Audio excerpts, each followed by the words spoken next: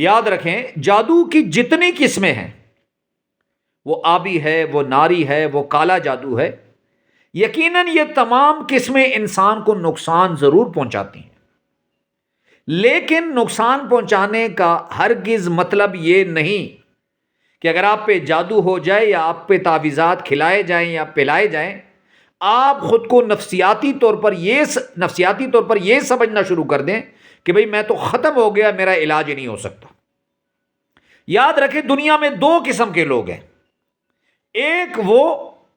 جو جادو سے اتنا گھبراتے ہیں کہ اگر ان کے تکیے سے یا ان کے گھر کے اندر سے تعویذات نکل آئیں تو وہ نفسیاتی طور پر بالکل ختم ہو جاتے ہیں، اور جو لوگ نفسیاتی طور پر کمزور ہو جاتے ہیں پھر وہ تعویذات یا جادو ان کو نہیں مارتا، ان کی نفسیات ان کو مار دیتی ہے۔ جیسے کچھ لوگ سانپ سے اتنا گھبراتے ہیں، اور بعض سانپوں میں زہر نہیں ہوتا،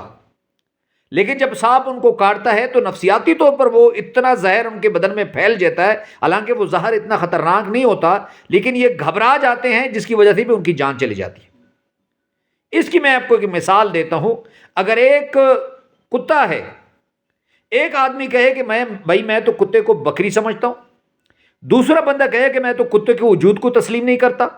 تو یہ دو قسم کے لوگ ہیں۔ ایک کہیں کہ ہم تو جادو بندے کو مار دیتی ہے، اور دوسرا کہے کہ بھائی میں تو جادو کے وجود کو ہی تسلیم نہیں کرتا۔ تو یہ دونوں باتیں جو ہیں وہ قرآن کے خلاف ہیں۔ قرآن کہتا ہے جادو بھی ہے اور اس کا علاج بھی قرآن سے ہے۔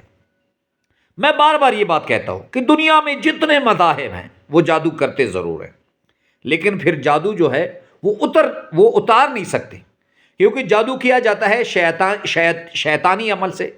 وہ جنات ہیں، شیطانی جنات ہیں، یا شیطان ہے، یا مختلف چیزوں سے کیا جاتا ہے، لیکن وہ کالا علم جو کیا جاتا ہے وہ شیطانی چیزوں سے کیا جاتا ہے۔ اب اس کو اتارنے کے لیے پھر شیطانی طاقتوں سے یہ اترا نہیں جاتا، پھر اس کو اتارنا ہے، کاٹ کرنی ہے، اس کو ختم کرنا ہے تو اس کو قرآن سے کرنا پڑے گا۔ بہرحال آج آپ کو میں دو آیتوں کا ایک عمل بتا رہا ہوں، اور یہ وہ دو آیتیں ہیں کہ جب حضرت موسیٰ علیہ السلام کا زمانہ تھا اور جادو عروج پر تھا، تو اللہ رب العزت نے سیدنا موسیٰ علیہ السلام پہ یہ دو آیتیں نازل فرمائی۔ آپ نے ایسے کرنا ہے کہ اس کو 70 مرتبہ پڑھنا ہے، صبح بھی پڑھ لیں اور شام کو بھی پڑھ لیں، 40 دن اس عمل کو آپ کر لیں۔ آیات جو ہے وہ آپ کو اسکرین پر نظر آ رہے ہیں۔ بسم اللہ الرحمن الرحیم، قلنا لا تخف انک انت الاعلی والق ما فی یمینک تلقف ما صنعوا انما صنعوا کید ساحر ولا یفلح الساحر حیث اتى۔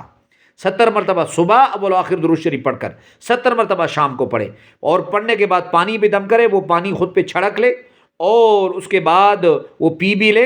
اور اگر اسے آپ غسل کر لیں اور وہ پانی کسی گندے نالے میں نہ جائے تو یہ بہت بہتر ہے۔ اور اگر آپ مناسب سمجھے، اگر آپ کے پاس خود لکھ سکتے ہیں، کوئی عالم دین ہے، تو آپ